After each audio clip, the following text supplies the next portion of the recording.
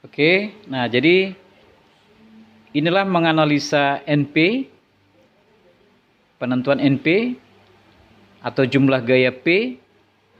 Nah, itu kondisi titik dan perpindahan pada titik kita pada rangka batang maksud saya, itu kita hubungkan gitu ya.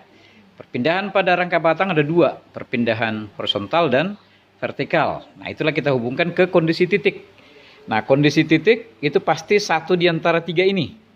Setiap titik dalam rangka batang itu pasti satu di antara tiga ini. Apakah titik itu tempat perletakan sendi, apakah titik itu perletakan roll, atau yang ketiga, apakah titik itu tidak ada perletakan, jadi hanya titik aja gitu ya. Oke, nah jadi pasti satu kondisi titik itu di antara tiga ini, salah satu ya. Nah jadi setiap titik sudah kita analisa. Kalau titik tempat perletakan sendi, maka NP-nya 0.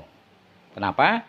Karena tidak ada perpindahan terjadi, perpindahan horizontal maupun vertikal tidak terjadi. Kenapa?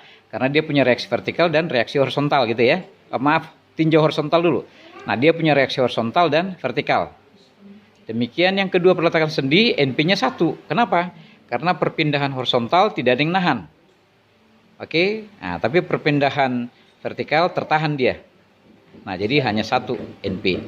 Tapi yang ketiga, tidak ada perletakan.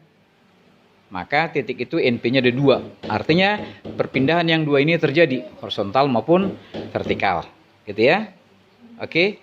Nah, ada perpindahan yaitu namanya X, ada P yaitu titik yang menyebabkan titik gaya yang menyebabkan titik berpindah, atau bisa juga disebut gaya luar, atau bisa juga gaya yang bekerja atau gaya yang diketahui gitu ya. Bisa juga gaya yang bekerja ini adalah gaya yang diketahui. Gaya yang diketahui. Oke.